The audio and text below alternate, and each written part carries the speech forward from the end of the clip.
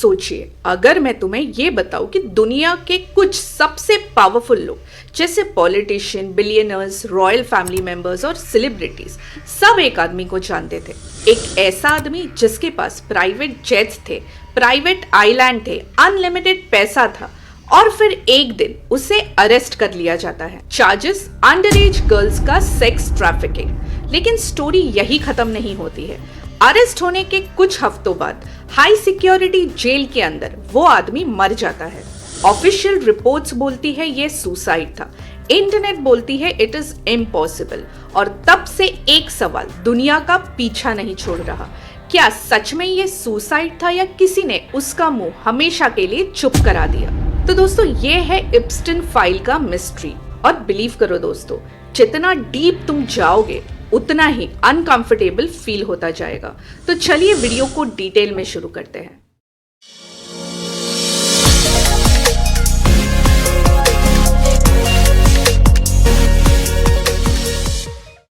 Jeffrey इप्स्टन का जन्म 1953 में न्यूयॉर्क सिटी में हुआ था। कोई रॉयल बैकग्राउंड नहीं था उसका, कोई बिलियनर फैमिली से नहीं था वो, बस एक मिडिल क्लास घर। स्कूल में वो इंटेलिजेंट माना जाता था, मैथ्स और साइंस उसकी स्ट्रॉन्ग थी। लेकिन एक स्ट्रेंज चीज थी, उससे अथॉरिटी पसंद नहीं थी। जब उसने कॉलेज ज्वाइन किया तो वो ड्रॉप आउट हो गया। फ्यूचर अनसर्टेन था उसका। फिर उसने एक अनएक्सपेक्टेड जॉब ली, स्कूल टीचर की। जी हाँ दोस्तों, बिना किसी प्रॉपर डिग्री के। और यही से उसके लाइफ का सबसे पहला पैटर्न दिखता है, चार्म, मैनिपुलेशन और कॉन्फिडेंस का। स्टूडेंट्स और पेरेंट्स उसे पसंद करते थे, लेकिन इप्स्टन को ऑर्डिनरी लाइफ नहीं चाहिए थी।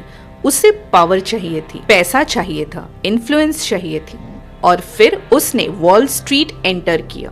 तो दोस्तों, फाइनेंस वर्ल्ड ब्रूटल होता है, लेकिन इप्स्टन अनयूजुअली फास्ट ग्रो कर रहा था। कुछ ही सालों में वो मिलियनर बन गया और फिर बिलियनर। लोग पूछते थे कि ये बंदा पैसे बनाता कैसे है? उसका जवाब स्ट्रेट होता था, I manage money for extremely rich clients. बस, ना ही डिटेल्स, ना ही ट्रांसपेरेंसी, लेकिन रिच लोग उस पर ट्रस्ट करते थे। और एक रूल याद रखना दोस्तों, जहां एक्सट्रीम पैसा होता है वहां सेक्रेसी होती ही है। अब स्टोरी डेंजरस टर्न लेती है। इप्स्टन सिर्फ रिच नहीं था, कनेक्टेड भी था। उसकी पार्टीज में कौन आता था? World leaders, business tycoon, celebrities. उसका प्राइवेट जेट इतना फेमस हुआ कि मीडिया ने उसे निकनेम दे दिया, लॉलिता एक्सप्रेस। लोग ट्रैवल करते थे, फोटोज खींचते थे, नेटवर्किंग होती थी। सब नॉर्मल लगता था सरफेस पर, लेकिन रियलिटी सरफेस के नीचे चल रही थी। इप्स्टन ने कैरिबियन में एक प्राइवेट आइलैंड खरीदा। इमेजिन करो, white sand beaches, blue waters, luxury villas, एक पैराडाइज था वो। लेकिन कुछ लोग बाद में इसे बोलने लगे आइलैंड ऑफ सिन। एलिगेशंस आई कि यहाँ अंडर एज गर्ल्स को लाया जाता है। फ्लाइट्स ऑर्गेनाइज होती थी, गेस्ट आते थे और विक्टिम के स्टेटमेंट्स ने इन्वेस्टिगेटर्स को शॉक कर दिया। कुछ लड़कियों ने कहा उन्हें जॉब का प्रॉमिस दिया गया था, मसाज थेरेपी का काम बोला गया था। फिर सिचुएशन चेंज होती गई। पावर इम्बैलेंस इतना था कि ना बोलना ऑलमोस्ट इम्पॉसिबल हो गया था। फिर एक दिन फ्लोरिडा नाम के एक 14 साल के लड़की के पेरेंट्स पुलिस के पास गए। इन्वेस्टिगेशन स्टार्ट हुई और डिटेक्टिव्स को एक नहीं मल्टीपल विक्टिम्स मिले। केस स्ट्रॉन्ग लग रहा था, सब एक्सपेक्ट कर रहे थे कि इप्स्टन की लाइफ अब खत्म। लेकिन फिर कुछ शॉकिंग हुआ। उसे मिला एक सीक्रेट प्ली डील। इस डील ने उसे फेडरल चार्जेस से बचा लिया और पनिशमेंट सिर्फ 13 महीनों का जेल, वो भी फुल जेल नहीं, वर्क रिलीज में। दिन में वो बाहर जा सकता था, ऑफिस जा सकता था, शाम को वापस। इमेजिन करो, अगर कोई नॉर्मल आदमी होता, क्या उसे ये ट्रीटमेंट मिलता? इसी मोमेंट से एक बिलीफ ग्रो हुआ कि पावर प्रोटेक्ट्स पावर। कई सालों तक विक्टिम्स बोलती रही, लेकिन दुनिया ने ध्यान नहीं दिया। फिर #MeToo में मूवमेंट आया। सडनली लोग सुनने लगे। सर्वाइवर्स ने डिटेल में बताया कि क्या क्या होता था, जैसे कैसे ग्रूमिंग होती थी, कैसे मैनिपुलेशन होता था, कैसे साइलेंस खरीदा जाता था और पब्लिक ओपिनियन शिफ्ट होने लगे। अब सवाल ये नहीं था कि डिड इट हैपन, अब सवाल ये था कि इतने सालों तक एक्शन क्यों नहीं लिया गया। जुलाई 2019 इप्स्टन अरेस्ट हो गया। इस बार चार्जेस मैसिव थे, सेक्स ट्रैफिकिंग, कॉन्स्पिरेसी। अगर वो गिल्टी प्रूफ होता है तो शायद उम्र कैद की सजा। दुनिया वेट कर रही थी ट्रायल का। लोग सोच रहे थे कौन एक्सपोज होगा, कौन फंसने वाला है। और फिर ट्रायल स्टार्ट होने से पहले ही सब बदल गया। 10 अगस्त 2019 न्यूयॉर्क में high security federal jail Epstein अपनी ही सेल में मरा हुआ मिला।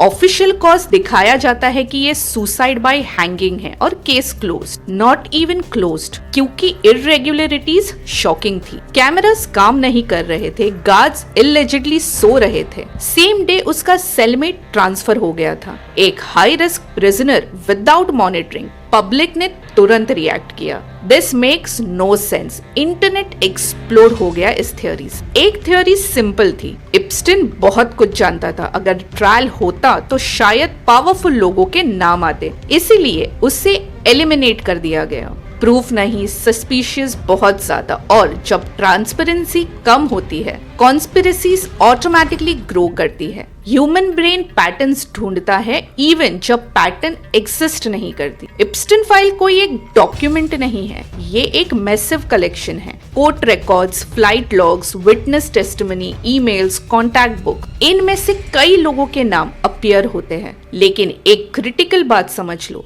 नाम आना is equal to crime proof होना नहीं होता। किसी का नाम हो सकता है because of business meeting, social events, charity functions. इसीलिए कोर्ट्स एविडेंस देखती है, इंटरनेट अजम्पशन नहीं।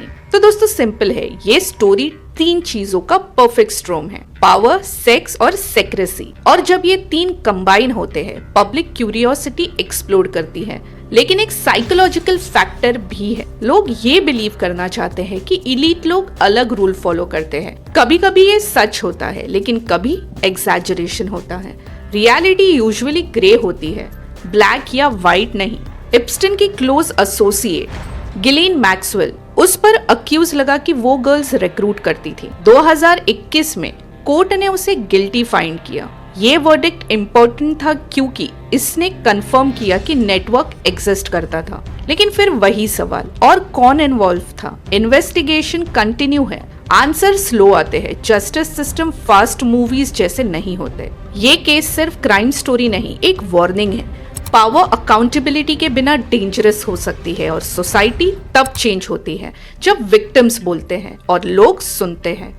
तो दोस्तों एक मेजर डेवलपमेंट आई है एप्स्टीन फाइल के केस में, और दुनिया भर के हेडलाइन इस पे फोकस कर रही है। सबसे बड़ी न्यूज ये है कि यूएस डिपार्टमेंट ऑफ जस्टिस ने over 3 million pages document release किए हैं, जो अब तक का सबसे बड़ा बैच है जो पब्लिक के लिए ओपन हुआ है। ये डॉक्यूमेंट्स इंक्लूड करते हैं emails, photos, videos, court records और इन्वेस्टिगेशन मटेरियल्स जो पहले सीक्रेट थे। लेकिन साथ ही साथ एक कंट्रोवर्सी भी आई है। डीओजी ने थाउजेंड्स ऑफ डॉक्यूमेंट्स को टेम्पररी रिमूव किया है क्योंकि विक्टिम्स की प्राइवेट इंफॉर्मेशन जैसे नाम, फोटोज और कॉन्टैक्ट डिटेल्स गलत तरीके से एक्सपोज हो गई थी। इस पर विक्टिम्स और उनके लॉयर्स ने काफी क्रिटिसिज्म किया है। एक फेडरल कोर्ट में लॉयर और डीओजे के बीच एक अग्रीमेंट भी हुआ है कि अब विक्टिम प्रोटेक्शन प्रोटोकॉल्स को बेटर बनाया जाएगा और एरर्स को फिक्स किया जाएगा। इस लेटेस्ट डॉक्यूमेंट रिलीज के बाद ब्रिटेन में एक मेजर फिगर ने अपना पॉलिटिकल पोजीशन छोड़ दिया। पीटर मेडल्सन ने हाउस ऑफ लॉर्ड्स से रिजाइन कर दिया है और पुलिस इन्वेस्टिगेशन का सामना करना पड़ रहा है because of allegation shown in new files. और फ्रिक्शन अब और बढ़ गया है। न्यूली रिलीज्ड फाइल्स शो करते हैं कि फॉर्मल CIA डायरेक्टर विलियम ब्रून्स के साथ एप्स्टीन का ईमेल कम्युनिकेशन और मीटिंग्स भी हुए थे।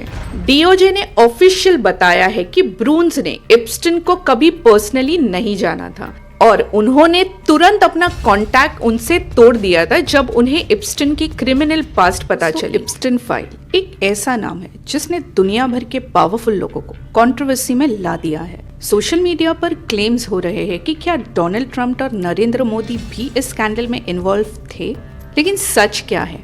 रूमर्स और रियलिटी में डिफरेंस समझना बहुत जरूरी है, क्योंकि इंटरनेट पे जो दिखता है जरूरी नहीं कि वो पूरा सच हो। अब बात करते हैं डोनाल्ड ट्रंप की। हाँ, ट्रंप का नाम एप्स्टीन डॉक्यूमेंट में मल्टीपल टाइम मेंशन हुआ है। कुछ रेफरेंसेस उनकी प्रॉपर्टीज, पुराने सोशल इंटरैक्शंस और कम्युनिकेशन से रिलेटेड बताए जाते हैं। लेकिन यहाँ एक इम्पॉर्टेंट डिटेल है, ये मेंशंस है, चार्जेस नहीं। अब तक कोई ऑफिशियल प्रूफ नहीं मिला है जो डायरेक्टली उन्हें एप्स्टन के क्रिमिनल नेटवर्क से जोड़े। ट्रम्प और उनकी टीम ने हमेशा किसी भी रॉन्ग डूइंग को डिनाई किया है। तो मतलब सिंपल लैंग्वेज में नाम आना और क्राइम प्रूफ होना दोनों बिल्कुल अलग चीजें हैं। अब बात करते हैं नरेंद्र मोदी की, जिनके बारे में सोशल मीडिया पर काफी वायरल क्लेम्स दिखाए गए हैं। कुछ रिपोर्ट्स ने सजेस्ट किए हैं कि एक मैसिव डेटा डंप में उनका नाम रेफरेंस के फॉर्म में अपीयर हुआ हो सकता है, लेकिन ये कोई वेरीफाइड अक्यूजेशन नहीं है। एप्स्टन के क्राइम से उनका कोई कंफर्म्ड लिंक एस्टैब्लिश नहीं हुआ है। इंडियन गवर्नमेंट ने ऑफिशियली इन क्लेम्स को बेसलेस और स्पेकुलेटिव बताया है। तो करंटली मोदी और एप्स्टन के बीच कोई प्रूवन कनेक्शन एग्जिस्ट नहीं करता। तो दोस्तों, एप्स्टन अब मर चुका है, लेकिन क्वेश्चन अभी भी जिंदा है, क्या पूरा सच कभी बाहर आएगा या कुछ सीक्रेट्स हमेशा सीक्रेट्स ही रहेंगे? एक चीज बिल्कुल क्लियर है दोस्तों, सच चाहे लेट आए लेकिन उसकी डिमांड कभी खत्म नहीं होती, बिकॉज ट्रूथ हैज पेशेंस और दुनिया वो वेट कर रही है।